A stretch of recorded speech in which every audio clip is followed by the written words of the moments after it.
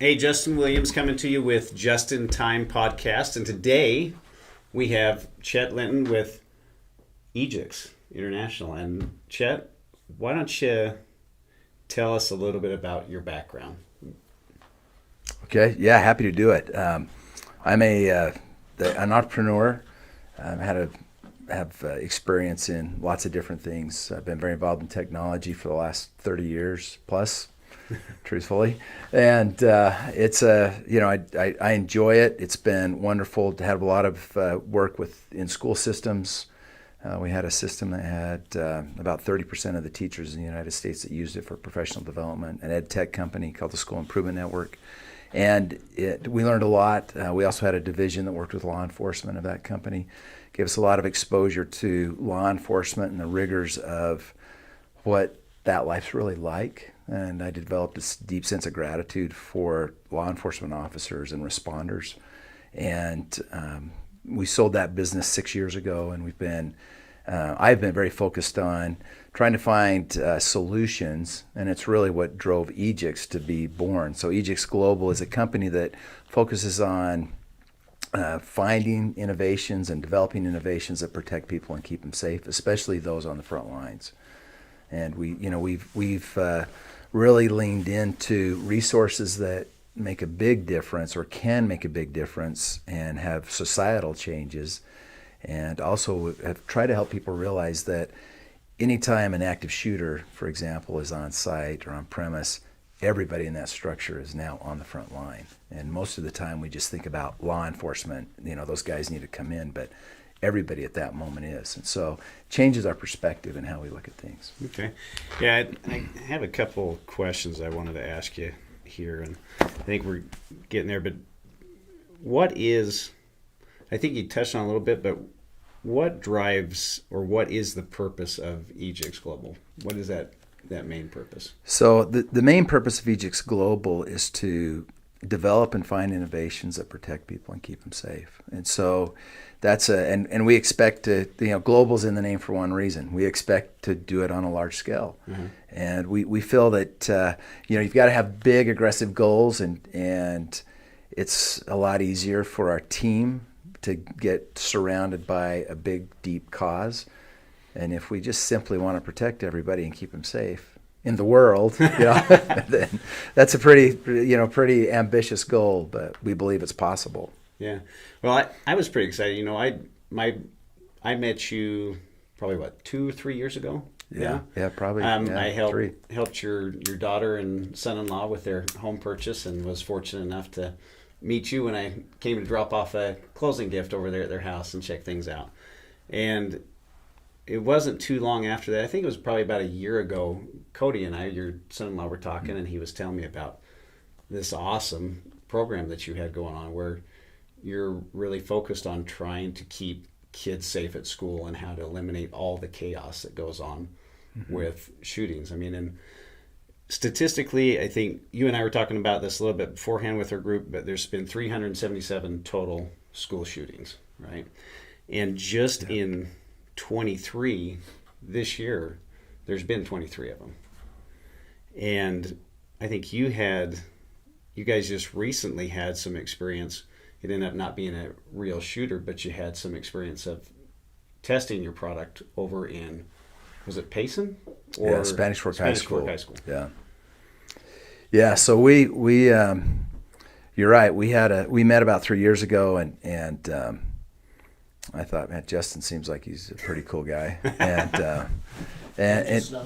yeah, yeah. But it was impactful, and I called you a couple of times about.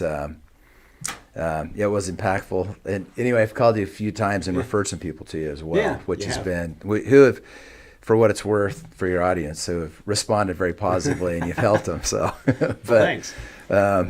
I know that was unsolicited, but it's true. So, but as it relates to the Spanish Fork incident, we had just trained that school a week before, literally 7 days. They'd gone through our basic training. Every teacher had AIM, our software product, on their devices. Spanish Fork Police has it on their devices as well. And a call came into the police station It said, hey, there's a shooter at the Spanish Fork High School. 2 students are down, or 2 people are down. They've been shot, and we need help. So interesting, the call went directly to the police station, not 911. We can come back and talk about that. But they immediately respond, and the principal sent out an alert through our resource, our product, AIM, and notified all the teachers. Now, prior to that time, they said anytime they did a drill, it takes about 5 minutes to lock the school down. It took 30 seconds with AIM. So that was a game changer. And immediately teachers began to respond and say, hey, we're safe. So within AIM, people declare if they're safe, if they're unsafe, and if they need medical attention. So people were responding. The teachers were responding. Additionally, they were saying, hey, I'm missing 2 students in my class. Another teacher would say, hey, when the message went out to lockdown, we had your 2 students are in with my kids. And those messages were floating back and forth within the school. Well, the officer who was managing this, or the command, managing the officer that was incident command, was able to do so immediately and see what was going on in the school. There was one teacher that responded as being unsafe, and teachers messaged her and said, hey, are you safe? Are you okay? And she immediately said, oh, no, I'm fine. I'm just scared. And so she changed her status. Well, within moments, the police department recognizes that everybody in the school is safe, all students are accounted for, and teachers are communicating back and forth. We had other teachers that notified teachers within the building who were curious about their own kids, who were getting messages back. So the community's being positively impacted. Within a few minutes, they identified the fact that there was no shooter on site. Law enforcement was on the location then. Within 24 minutes, they had the whole issue resolved, and people had been all the staff had been notified that it was a hoax. Now, conversely, there were 13 hoaxes in the state of Utah that day, and some of those teachers at those other locations were in their school with their kids for hours, trying to get resolution and get things resolved. Fortunately, all law enforcement agencies responded well, but Spanish Fork had the ability to communicate. The staff were communicating the new status of everybody. We since have had teachers just say, we actually were scared to death, but we felt safer because we knew what was going on. And so there's lots of good things like that.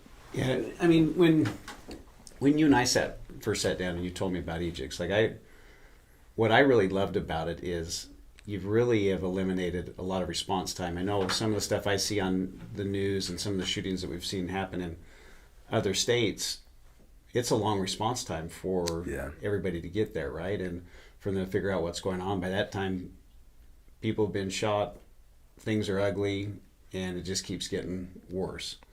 So why don't you, if you don't mind, explain to everybody what makes Aegix so unique? Because I thought that how you bypass some of the red tape with it, just like you had happen over there with that test, or not test, I guess, with the false alarm. But can you explain that and how that works and how that functions? Yeah, so we really tried to back up to solve this problem and create a solution. Typically whenever there's a shooter, an active shooter situation or something that's really severe, we call them critical incidents. There's a need for, there's public outcry. There was a shooter in a school with a gun, or whatever it is, people are just jumping to try to solve the problem. And the bigger issue is that there hasn't been any group step forward that has said, let's figure out the solution. And so we look at it in many ways. We take a comprehensive incident response. We can talk about that. But specifically to your question, there are some things that are very common. So one is the response time. You mentioned it. So usually if we look at the data, responders are on site within 8 to 9 minutes. It can take up to 35 minutes to actually enter a structure. And that's not criticism to law enforcement. I've already expressed how we feel about law enforcement. We're so grateful for these guys and all these people that are serving us. But it takes time to find plans. And there are even digital plans now that are available, but it still takes time to get through the file and who has it. And so that's a huge delay. So if we look at data that says it's 35 minutes on it, by the time the secondary group gets there and things get set up, well, usually incidents are over by that point. The second piece is how do we locate people within a structure? Well, right now, and this was so sobering to me when I realized it's by shots fired and screams. That's crazy. So that means that somebody's got to be in the building, and things are going bad. Yeah. What does that mean? So we are going to edit, right? Anyway, so that means that things are going south, and the only way we can find them is that somebody's in severe danger, to put it mildly. And so then the other pieces are radios rarely work within these big cement structures, right? We build schools well. We want them safe. Radio signals, unless an agency's bought very expensive radios, they just don't have the power or wattage to push through those big cement block walls. So these are real issues. And then the other problem is that, in the midst of a response, there's no way to communicate with people. So we don't know, are the teachers safe or unsafe? Are the students? Where is that shooter, if we're talking about shooters? And so, in fact, FEMA has stated that information during an incident like that is as critical as food and water. And people feel so much fear, uncertainty, and doubt. They don't know what's going on. And so those are kind of the big rocks, or 5 other points that we look at as well. But if we could solve those, then that could make a huge difference in what actually happens. We can reduce response times. Wow, that would be massive. If we can reduce response times, that means hopefully fewer injuries, and hopefully we can even avoid anybody actually dying, Right. And so seconds really do save lives. We hear a lot of talk about minutes and the criticism behind too many minutes, but we really think we need to focus on seconds and making a difference that way, and then hopefully we can have that impact. Right. And how is it that Aegix does that? How does it eliminate the minutes and turn them into seconds? So the way we shorten time is the way we set things up before an incident actually occurs. And so we have a live dynamic mapping system. So every single building, so we work with schools and companies and city buildings and state buildings, and so we get the structure completely mapped out. Now, one of the things that's unique about us is our maps are dynamic, they're live, they're interactive, and so that floor plan actually comes alive during an incident, so people can state where they're at. Another component of that is they're able to declare if they're safe, are they unsafe, and do they need medical attention. So we know, in a school, which teacher is in what room, and they can, if they move to a different room or feel it's safer to do so, or they get directed to, they can change their status. So when responders come to a structure, they know immediately where people are safe or unsafe. We train our subscribers to use, to identify their safety status, and then once something's going on, if there is an actual shooter in a building, they can show that they're unsafe. So now responders immediately can look at a map. They have the same information on their device as well. Incident command is seeing the same thing. That whole building, if it's a particular building on a campus, it will show up as red. So some of these university, events, shootings where we see SWAT teams running from building to building, because that's the direction they're getting. Hey, there's a suspect that has a black hoodie on, at a university. Right. Well, that could be a lot of students at a lot of buildings. And so we see these guys just running, busting a gut to get to that location to figure it out. And oftentimes the call comes in and says, no, go to building C, and they run, literally I've spoken with SWAT officers and SWAT team members that have ran a quarter of a mile across the campus and gotten there and then been told, hey, you need to go back, to this structure. And so they're literally running all over. People don't understand that. So with our system, they see those buildings. If people are unsafe, they're communicating. The third piece is they get direct communication. So we have a proprietary patented chat system that's within the system. So now the dispatch is seeing that communication, and everybody's listed by name that's communicating. So there's no aliases. They know what's going on. So if you and I were in a structure in different rooms, I could actually send a text to you, hey, Justin, are you okay? What's going on? Responders are seeing that. They could say, hey, Justin, we see something going on by your business, by your room. Do you hear, are there shots? What's going on? So, and they know it's you that's communicating, whether they know you or not. They've got your name. We timestamp all of that. We timestamp your location. So all that can be utilized in reports for learning and hopefully to make things even better next time. So those are some of the big features. We also notify all people that hey, the police are en route, they're on site, responders are here. We can communicate, we could call you directly within the system. So there's really, those unique features and functions make it much, much easier to enter the structure. We're not waiting for plans. We just cut that. Sometimes that's 20 minutes. We just eliminated it. We know where people are at based on feedback from people live on site. So that could include where's the shooter located or where we see. So again, responders have an idea. So we're just eliminating a lot of these big question marks and what's been called typically the big black hole, which is that building. Responders arrive there. They have no idea what's going on inside other than there's a shooter. That's often called the big black hole. We've just eliminated all of those variables. So. Well, one other thing that caught my eye when you and I talked is the typical thing is for someone to call 911. Yeah. Right? Yes. And then it goes from 911 to dispatch. And dispatch has to figure out what area covers that school and then get with those people. Yeah. Right? Yes. But you also eliminate that time spent as well, correct? Yeah, Justin, that's a great point. And our system's designed that to be utilized directly by dispatch and directly by responders.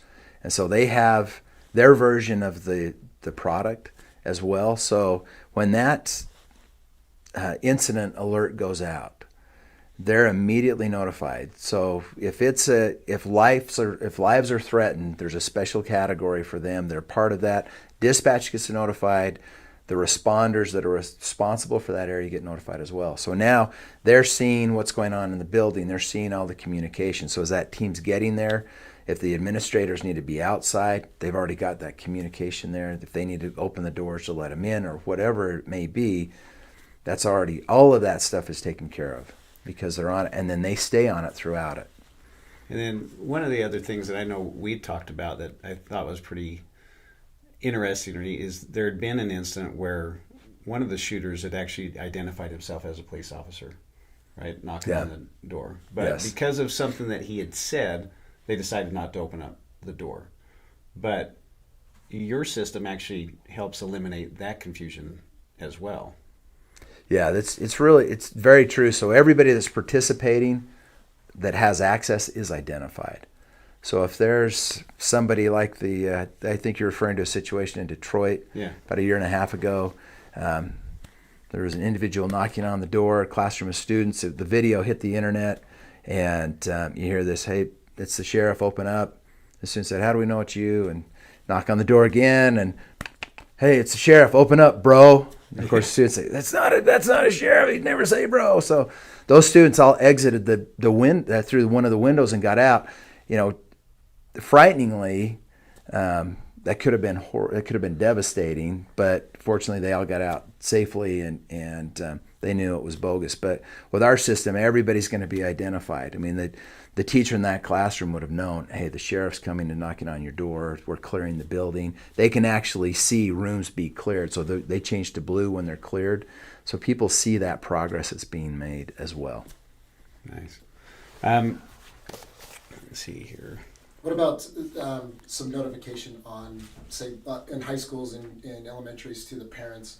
Because there's a lot of confusion out there. Is my kid okay? Is my kid even in there? That kind of a thing. Yeah. So one of the things that I'll restate that. So one of the things that people often ask is, what should I do as a parent if I hear about this? Yeah. So we're starting to see after Uvalde, parents actually show up at schools with firearms, and a lot of us, we just want to stop the problem. Right. So the reality is, imagine if you're a law enforcement officer and you've got somebody outside of campus with a gun. You have no idea if it's a parent or who it is. So, we want to inform everybody and broadcasting messages to parents. Most schools have mass messaging systems already, so we want to help guide that. There's some components of our system that will help facilitate that as well. But it's important that as parents that we trust law enforcement. I haven't met an agency that doesn't care deeply and is on top of this. And so we've got to let them do their job, and the school system should be messaging what's going on so that we know. But it's not always. I mean, I know even with the false call that went out over in that direction, the hoax, yeah. right? I was talking with Tyson, and he'd said he was on a text chain from somebody out there local, and it was two different versions to see what was being texted amongst everyone rumoring, right? Versus your software seeing everything that's coming in and knowing that people are safe. Yeah, in fact, to add a little color around that issue, what happened is that the students were on their devices and social media was blowing up. So there were 2 deaths, 4 deaths, 7 deaths. I mean, there was one report that 7 people had been shot, multiple people had been shot, 7 had been killed. And so the students were freaking out about it. And of course, the teachers realized, actually, no, we know what's going on in the building. We can actually see it. So initially, I'm certain teachers heard those messages, 7 people have been shot, and freaked out. Right. That's kind of the report we got back. And then they realized, no, we actually know what's going on in the building. Everybody's safe in here. We're communicating. We're fine. And so then now the students who are, notoriously wonderful at social media with their talents and skills. A lot better than us. Huh? Yeah, for sure. Are now being told, nope, we're safe. We don't need to worry, guys. It's just bogus social media. And so it was really had a huge calming effect we hadn't even thought about. But we've got so much feedback that it made a huge difference. So how do we as parents, I mean, I have children in school, and I want our schools to have this kind of safety for my children, right? I'm a very big gun advocate. I feel like we all have a right to bear arms, and I want to protect my children as well. Yeah. So how do we go about getting software like this in all the schools so this is global? I know you've been working hard at this, and I think we've made some headway in the state of Utah. But what do we need to do? How does that work? How can we help push legislation? Well, I think as parents, grandparents, aunts, uncles, friends, we really can. We are listened to. In most states in the country, we could argue that everybody's listened to. And there's a few I wonder about, but and we'll keep those unnamed, but everybody knows. Anyway, and so what can we do? Well, we care. We had we had a school district recently that the superintendent sent a message out to parents. This was last year, right after Uvalde, that said, we are working on this issue. We'll let you know when we have a solution. And it was actually my daughter that let me know that and said, hey, they're doing stuff.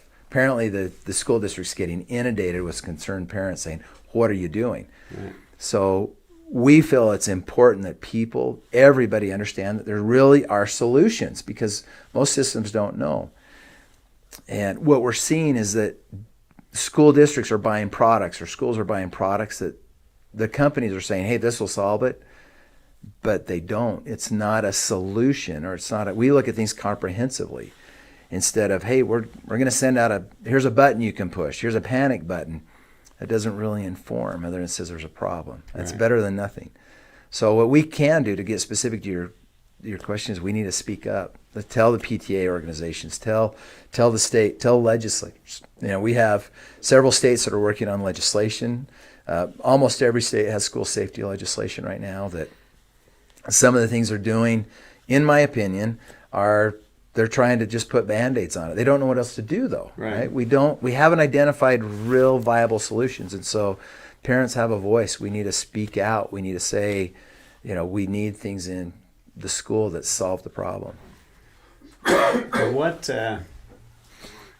Why do you feel, or what do you think is? I mean, honestly, when I was in high school, I never heard of a school shooting one. I mean, we had our guns in the back of the truck. Yep. Right? And hell, gun rack in the pickup truck, right? Exactly. Yeah. Your idea, like my idea, is reactive. Yeah. I mean, it only goes into play when something is happening. What can we do as society to be proactive in this? So that there's a lot of data now that's bubbling up. I mean, so much that it's hard to even keep up on. Yeah. And we're hearing a lot of talk about prevention. What does prevention mean? There are several reports that show every single active shooter in a school is, well, not every, but I think the recent data I saw was 86% of active shooters have thoughts of suicide.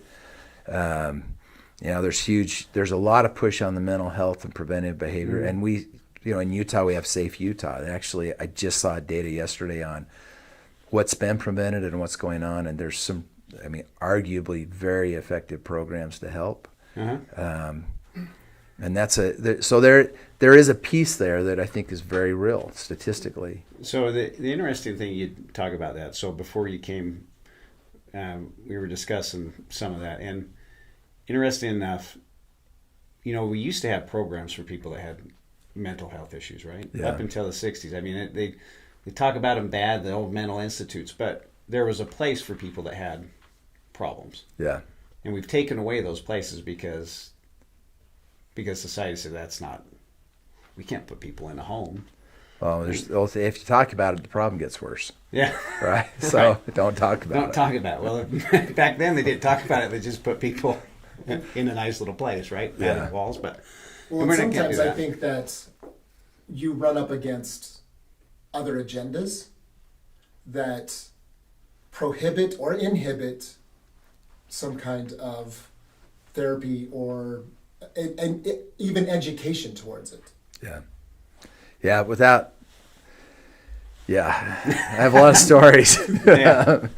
Most of them shouldn't be on the air, probably. That's Yeah, right, it's we got interesting about politicians that have said literally, well, let's don't talk about it. It will make the problem worse. Right. In recent years. But we've learned a lot about mental health, and it's real. It is. But so many instances can truly be prevented.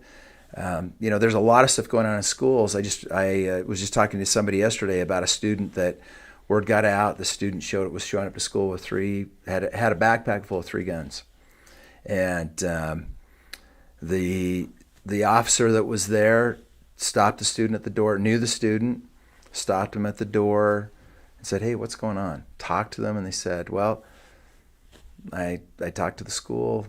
I told them that I was getting bullied by these guys." And unbeknownst to him, the principal calls a meeting and says, "Hey, let's come in here and let's meet." And the bullies were in the room with the student, which you don't want to do that. Yeah. And the 2 kids, after the meeting with the principal, the principal said, "Hey guys, let's don't do this."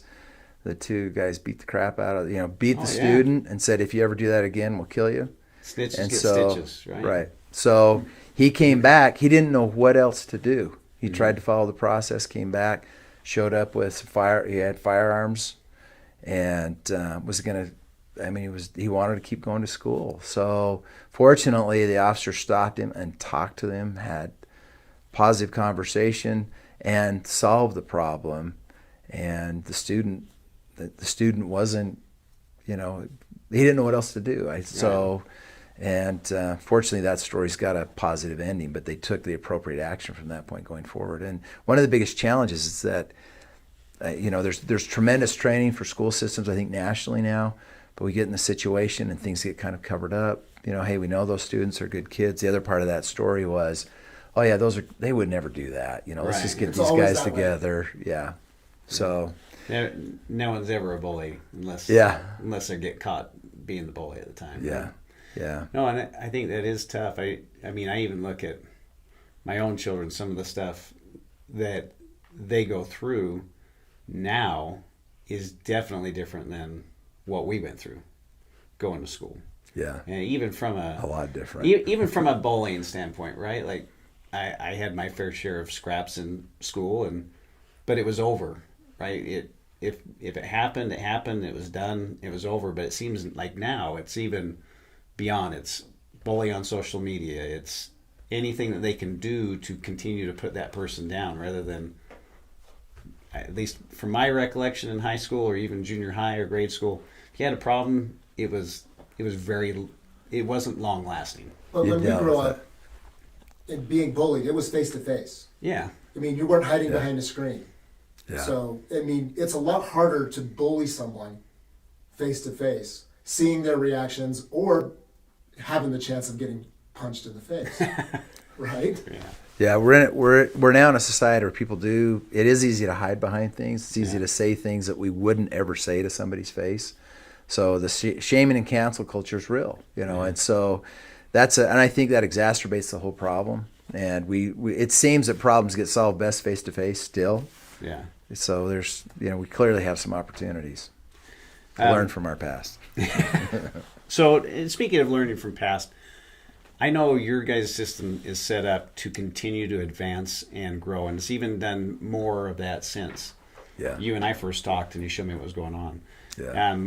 And some of the things that we had talked about with your group last time I met with them is some of the integration with actually being able to have visual for people that are responding, as well as just the map laying out in the red, green, or blue, right? Now you guys are working on being able to tie into cameras and everything else that's in the school to give first responders all the opportunity or all the advantage that they can have. Yeah, it's truly, we've evolved into a platform that integrates. That's some really great integrations. One that we've announced the integration with is a company called Zero Eyes that has gun detection software.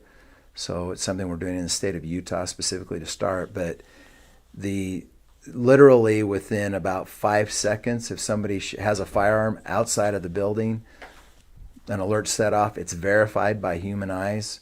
Our system gets notified. That process happens in less than 5 seconds. The alert gets triggered and set off, so law enforcement's informed. They have a picture at that point of the individual and the firearm, so a building could be locked down very rapidly. So that's if someone's walking towards a building with a firearm visual. Yeah, usually there can be up to as much as 3 minutes before somebody enters a structure, which is a lot of time. Yeah. So we have, some of the events that have happened in, the Uvalde situation, a tragedy. It's about 3.5 minutes before that student entered the building when the student was identified. So, that the whole building could have been locked down. So, I mean, that's awesome that your software is continuing to grow and learn. Now, some of the other things I thought were neat, and you touched on a little bit, was what happens afterwards and how do we learn from that? Because there's always that lack of really the chaos in the past. Because if these guys are texting,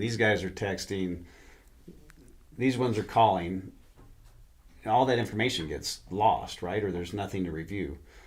But Aegix kind of solved that with AIM.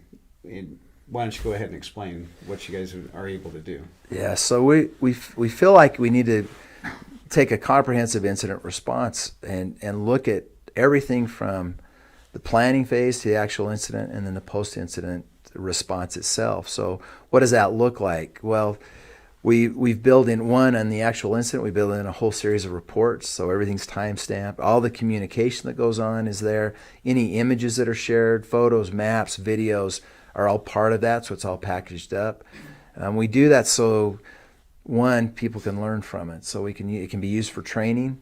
And one of the things that's powerful about our system is you can run drills. We call them tabletop drills. Even so, we don't have to empty the school out. Teachers and administrators or an employer with their team can actually go through a drill, and everybody can participate within that drill. And again, that data is gathered as well, so they can review it and look at it. And so the other piece is we help officers. Now we've got a report of everything that went on, so they can put a report together pretty quickly as well. So it's just, we want to create visibility. We want to be able to learn from these things so that we can have really solutions that solve the problem. That's awesome. So I really appreciate you coming and talking to us about Aegix and your passion for wanting to make things safer and better. Some of the stuff that we kind of talked about, and we'll just kind of chat here. We got Bill Pedersen that happened to come join us from Utah Gun Council. Utah Shooting Sports Council, sorry. But there's been some recent legislation in Utah that's been passed that helps get this into our schools, right? Yeah. For our children. Can you talk a little bit about that, or what that looks like, and what's going on with test areas? Yeah, so specifically, we have a state legislature that's really concerned about school safety. And so there's There were multiple bills this year and multiple actually bills that were passed. The one that we're really focused on right now is HB 61 or House Bill 61, which is very focused on school safety. There's a component of that basically by a law says we've got to have gun detection software, like I mentioned, in schools. And so there's some financial support behind that. We always, we hear a lot about unfunded mandates. So this is a mandate where our legislature said we're gonna put some funding towards this. So there's no excuse. The other thing they did is that the size of that bill grew so that schools can add they need to add safety personnel. They can utilize software like ours.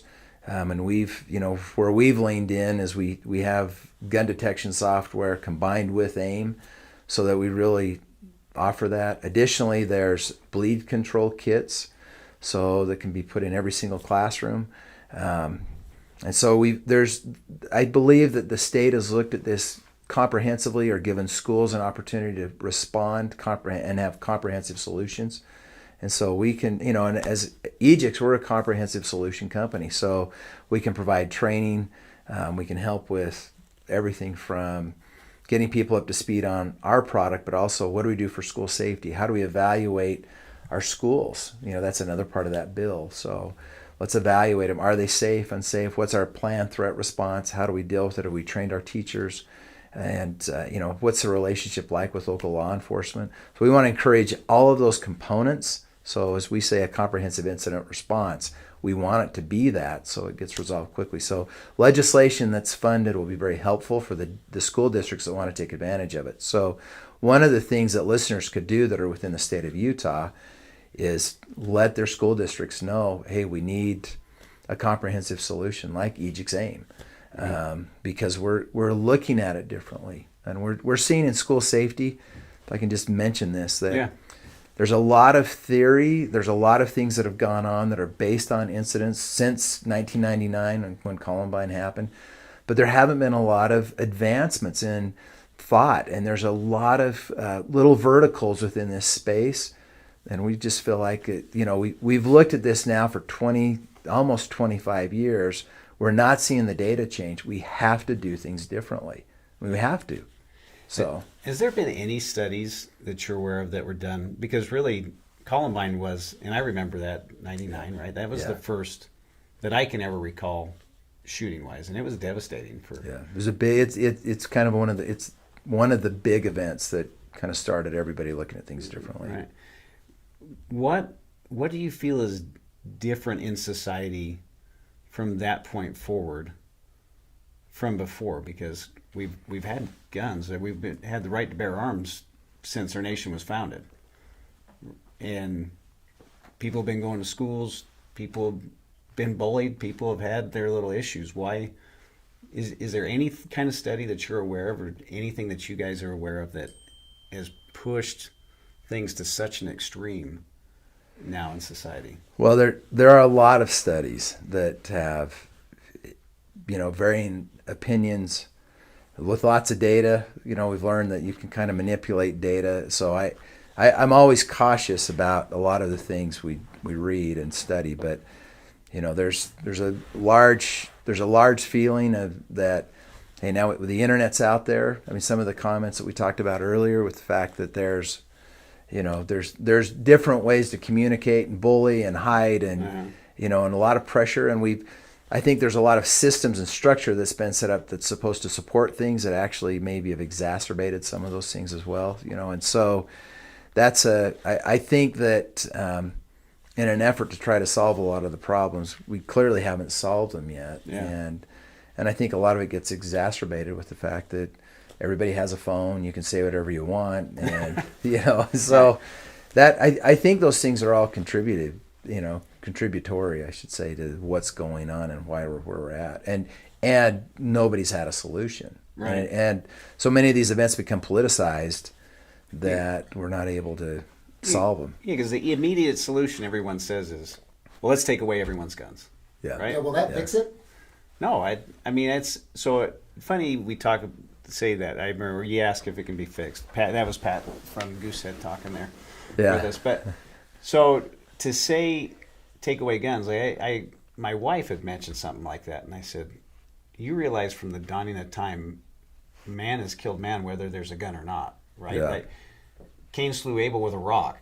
So if you try to take away one thing, something else will still be the cause of people's hatred towards one another, or their desire to enact their own sense of vengeance, right? Yeah.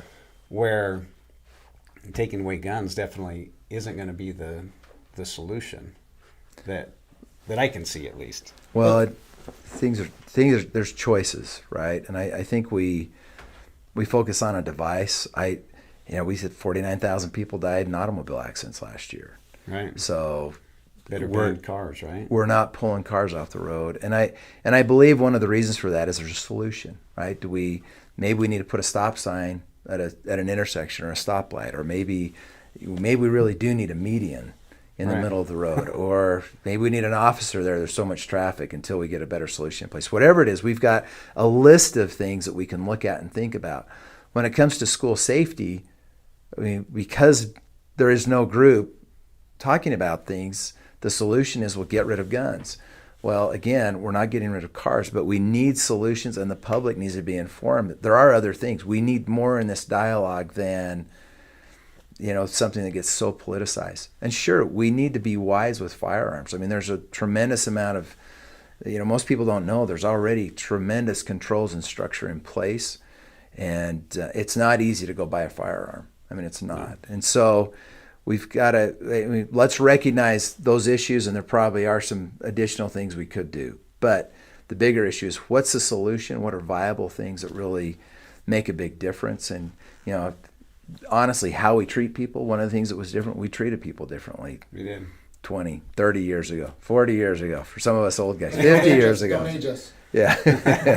Yeah, it keeps going for me. So, but there really are some things that, we used to teach values. We used to talk about things that for some reason now are scary subjects, and we need to be human. So right. It almost seems we have helped contribute to the deterioration of society, but we want to blame it on objects versus how we, like you said, look on ourselves. Yeah, look at ourselves and look at how we treat other people. Yeah. That's a great point. So yeah, that doesn't seem to come up anywhere anymore. No, right? no, in the headlines. So no. Everything's so politicized in our just world. So. banning more and more things. Yeah, let's get rid of stuff. Starting to feel like controlled. But well, I appreciate your time and coming in and chatting about it. And any listeners, I think that we need to take our time and take a stance and ask for these kind of products to be in our schools to help protect our children and give the response time they need. I know Utah's made some good headway. What's been done on a national level? Yeah, so there's legislation every single year now about school safety in a lot of states, just grossly generalizing. Pretty much every legislative session virtually every state has their something about safety. And I think all are well intended, but many of them I worry about they're turning schools into prisons. Mm-hmm. I still believe, after working in education for 30 years, schools should be places of learning. We want to stimulate thought and creativity, and not fear, uncertainty, and doubt. And so when we make buildings and build buildings to be extraordinarily safe or prison-like, I think we venture into a space where it's hard for kids to learn. Yeah. If they're worried about getting shot or having these horrendous situations, it's not good. And that stimulates literally the fight or flight part of the brain. If parents are talking about their kids' safety all the time, we know from the old Stanford research data that 57% of our communication is our actual physiology, mm-hmm. the things that are unsaid. So if students are feeling that tension and they go to school with that tension, they're not going to be in a frame to learn. If teachers are scared, so focusing on creating safe learning environments, we've come to the conclusion that we need to utilize technology to maintain those environments instead of bars on windows. Maybe we don't even need windows, and let's all the bulletproof vestibules, and in high schools that have these vestibules, you've got some of those doors have 1,000, 2,000 kids going in and out of them every single day. How do you monitor that? Right. It's just, there's some impossibilities with things we're saying we need to do. And I think we've got to back up a little bit and look at what are we really trying to accomplish? Because that, if we're concerned about mental health and we put kids in buildings that are extraordinarily secure, we're probably going to get the same outcomes that we get in a lot of the other similar environments. Right. So, yeah, it's more putting a Band-Aid over something that needs to be really addressed. Yeah. Yeah, somebody the other day said it's Band-Aid, not stitches. Yeah. So. Yeah, just covering the wound, not actually healing it, right? Yeah. How can everyone get more information about Aegix and what it does as they're looking into that for their families and their schools? I really appreciate you asking. So it's the easiest way is just go to aegixaim.com. That's AEGIX. Aegix info. I said aegixaim.com. Yeah. AEE. Let's edit that out. Okay, start again. So if people want more information, the easiest thing is to go to aegixaim.com, AEGIXAIM.com. Awesome. And they can request information.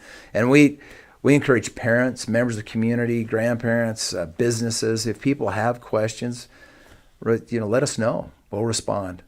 Yeah. No, I know you guys will. You actually care. Yeah. Well, thanks. Appreciate it. Thanks, Justin. It's great to be here. I really appreciate the time. You bet. Cool.